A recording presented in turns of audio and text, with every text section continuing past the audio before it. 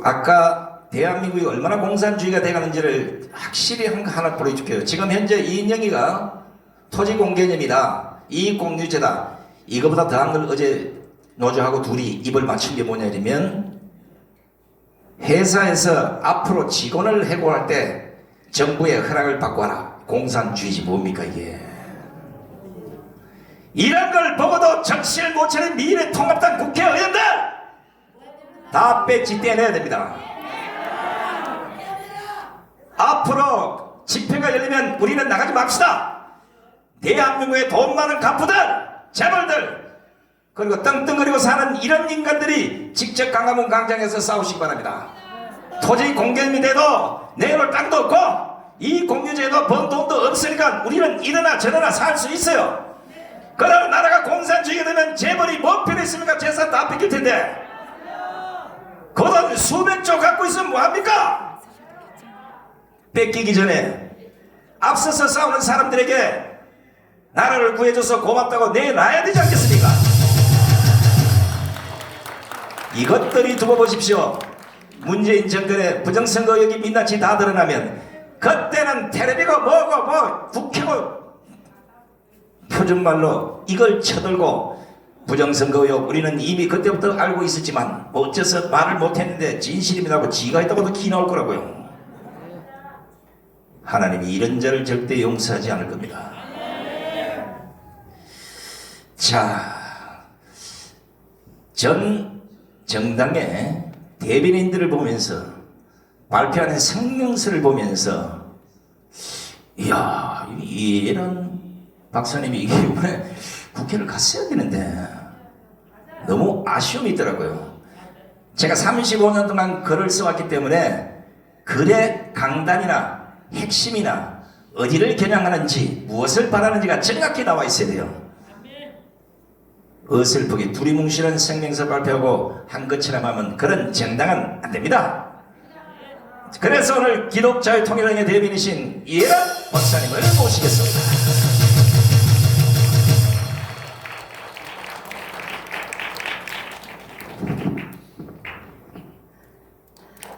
안녕하세요. 반갑습니다. 저는 오늘 김정은이 이 자식이 살아나왔다 그러는데 또 이게 대한민국의 언론이 또 날뛰기 시작했습니다. 우리나라 언론은 도대체 왜 존재하는지를 모르겠어요. 왜 존재합니까? 예? 대한민국의 언론은 지금 문재인을 홍보하기 위해서 존재하는 거고요. 두 번째, 김정은을 홍보하기 위해 존재하는 거예요. 이게 이 언론사 폭파시켜야 돼요. 이거 미쳤어요. 그렇지 않아요? 저는요 김정은이가 절대 죽지 않았다고 생각했습니다. 어떤 의혹을 강하게 갖고 있었느냐, 갑자기 선거가 끝나서 부정선거 의혹이 들불처럼 일어나니까 갑자기 김정은이가 뒤졌네 말았네 하는 뉴스가 터져나오기 시작했어요.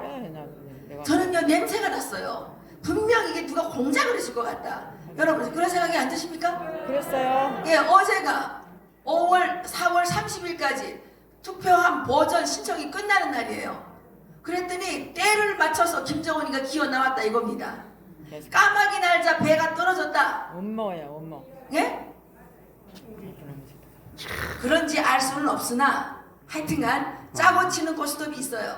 1월 22일 날 저는 북한 내부 소식통으로부터 이 민주당의 고위 간부가 그 사이버 해커들을 관리하는 총괄 책임자에게 160석이 다 세팅이 돼 있다 이렇게 말했다고 하는 문자 메시지를 받은 적이 있습니다.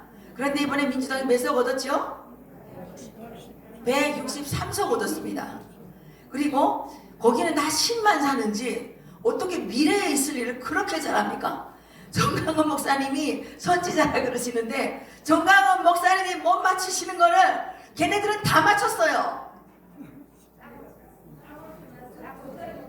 예?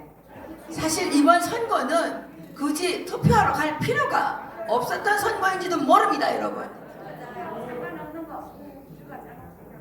163석 160석 세팅이 돼 있다. 이거 너무너무 상관관계가 있지 않습니까? 거기다 이근영이가 뭐라 그랬어요? 선거대책위원장인가요? 선거전략위원장인가요? 163석을 어떻게 딱 세팅을 해가지고 그런 보고서를 선거 전에 내냐 말입니다. 그렇지 않습니까? 네, 그런데 선거가 끝나자마자 문재인은 뭐를 했습니까? 남북 철도를 하겠다고 그랬습니다. 아, 지금 남북 철도를 떠들 때냐고요? 예?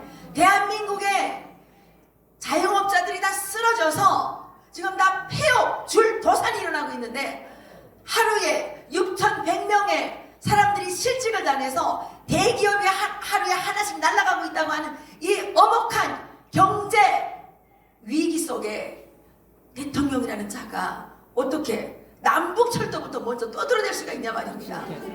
김정은이한테 빚지지 않으면 이럴 수 있습니까? 그 남북철도 하는데 들어간 돈이 얼마인지 아십니까? 2조 8,520억. 또 거기에 이것만 있는 게 아니에요. 평양에다가 무슨 뚝단지같이 병원을 지어줘야 된다고. 맞아. 그것도 얼마인지 아십니까? 1조 2천억. 토탈 4조 원 이상 이렇게 퍼주겠다고 지금 이 총선에서 이긴 자들이 난리 먹어지를 치고 있는데 이 판사판에서 표를 가져간 자들은 지금 뭐 하고 계시냐 말입니다. 예? 뭐 하고 계시냐 말이죠. 그 김정인 할아버지 그 바지가랑이는 왜 그렇게 붙잡습니까? 그분의 바지가랑이만 붙잡으면 지금 무능해진 미래통합당이 갑자기 무슨 위대한 능력이 생기는 겁니까?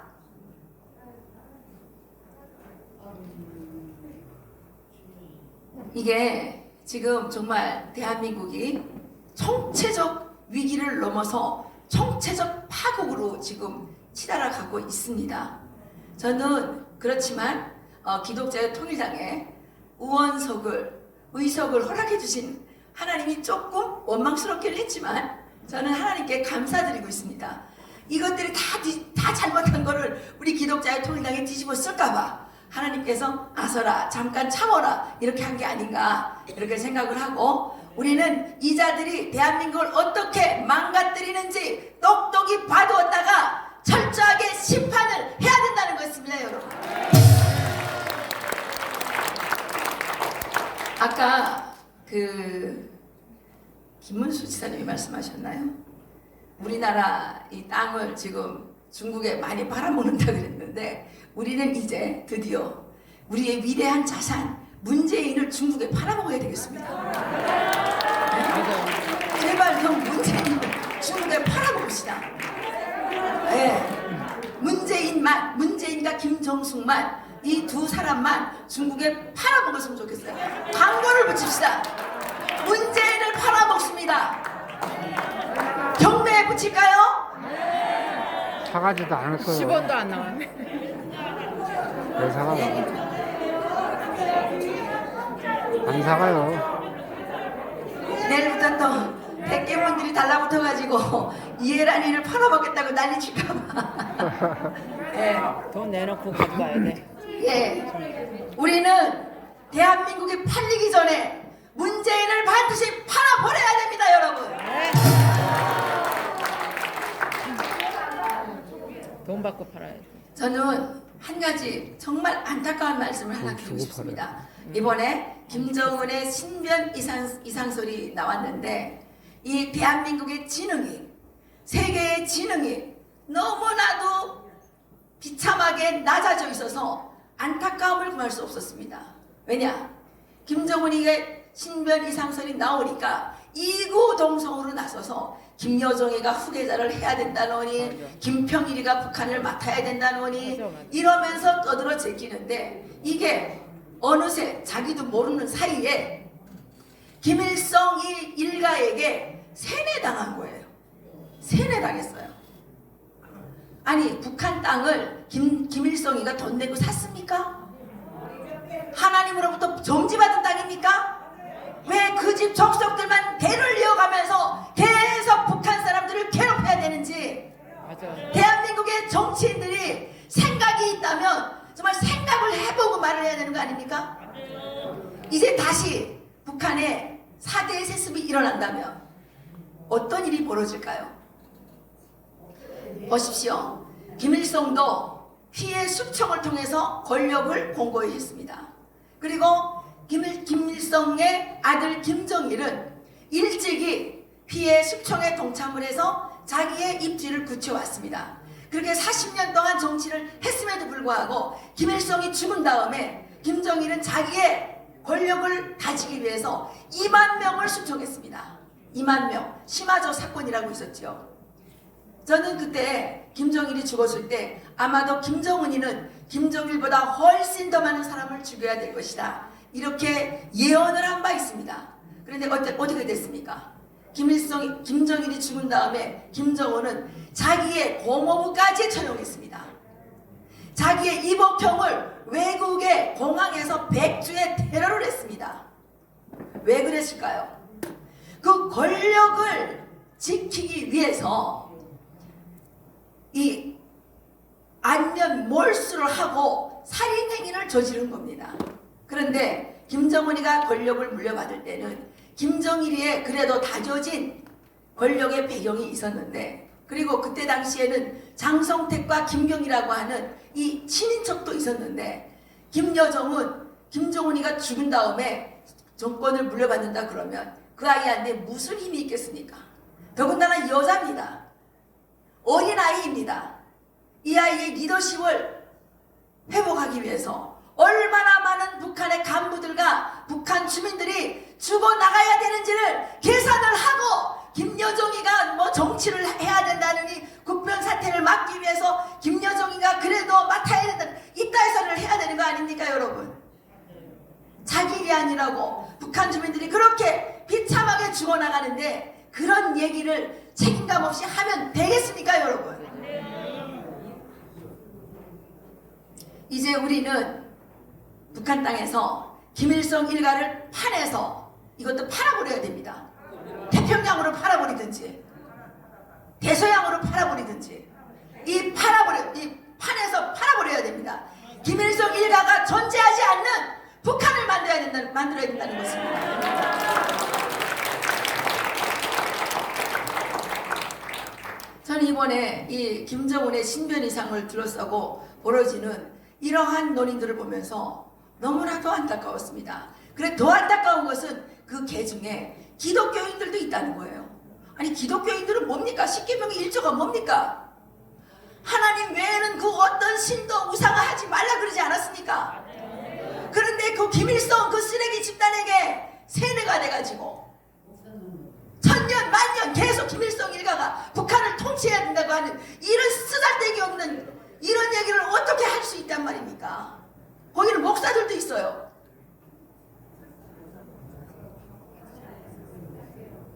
제가 그 작년에 어떤 교회를 갔는데 그 교회 목사님은 우파라고 해요. 그런데 그분도 뭐라 그러시냐면 북한의 헌법을 바꾸면 안 된대요.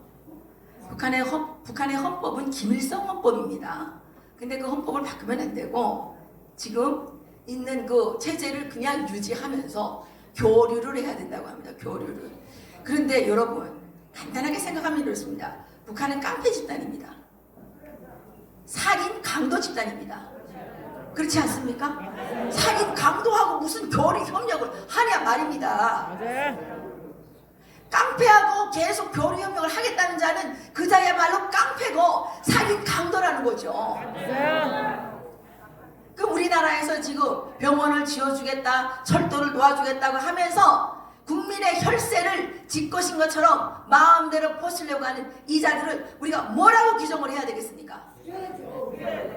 살인 강도 집단하고 같이 하는 살인 강도 집단이라는 거죠.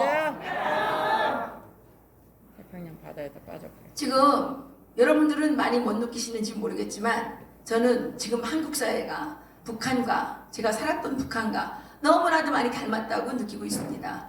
우리나라 정치자금법에는 선거 직전에 절대로 어떤 선의의 기부 행위도 못하게 돼 있어요. 그런데 국가가 돼가지고 아니 돈을 마음대로 뿌려주면 됩니까? 선거 끝난 다음에 주면 안 됩니까? 선거 끝난 다음에 발표하면 안 됩니까? 어차피 지금 주지도 않았으면서. 이건 불법 선거 맞지 않아요? 이건 거대한 불법 선거입니다. 그런데 계속 이 선거에 우리가 굴복해서 가야 된다고 하는 사람들이 너무도 많아요. 어떻게 해야 돼요? 저희는요 이제부터 국민 불복종 운동을 시작해야 되는데 어떻게 하면 좋을지 모르겠어요. 없애버릴 수가 없잖아요. 수류탄을 안고 청와대로 튀어 들어가야 될지 모르겠어요. 저기 우리 애국자들이 돈 모아가지고 조선일보에다가 문재인을 팝니다 이렇게 광고를 낼까요? 문재인을 팝니다. 아니 외신에다 냅시다. 외신에다가 우리나라에서는 안 실어줄지 모르니까. 어쨌든 문재인이 대한민국에 남아있는 한 대한민국은 재앙을 멈출 수가 없다는 사실은 분명해졌습니다. 지금도 불이 붙어서 수많은 사람들이 사망했습니다. 코로나로 또 수백 명의 사람들이 사망했습니다. 그래도 이 자들은 여기에 대한 일말의 책임도 느끼지 않은 채 계속 세월호 희생자들만 떠들어대고 있습니다. 우리나라에서 죽은 사람이 세월호 희생자들밖에 없습니까? 세월호 희생자들은 보상금이라도 많이 받았는데 코로나로 사망된 사람들은 보상금을 줍니까? 불에 타 죽은 사람들은 보상금을 줍니까? 이렇게 사람들의 억울한 죽음을 또 실수로 죽은 그 사망을 정치에 이용하는 이런 집단이야말로 살인자 집단이 아니고 무슨 집단이겠습니까?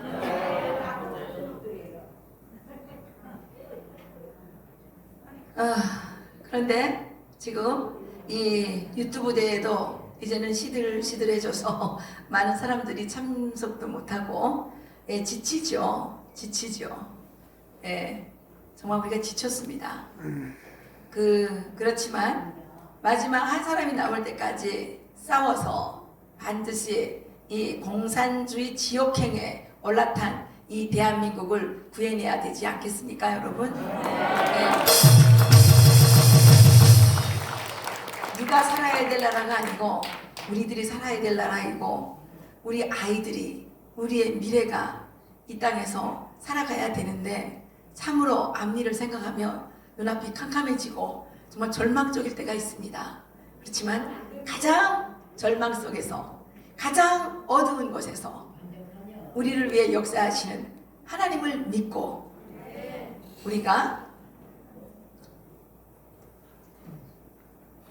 용감하게 두려워하지 말고 담대하게 나아갈 수 있기를 주님의 이름으로 기도드립니다. 우리 승리의 그날까지 함께 갑시다. 감사드립니다.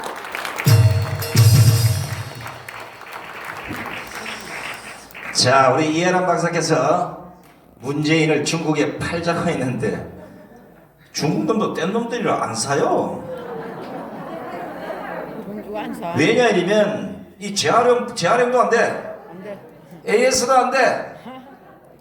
처치곤란입니다. 처치곤란. 일정량에다 빠져. 그런데 문재인을 팔겠다고 하면 살자가 제일 먼저 튀어나올 사람이 한 사람이 있습니다.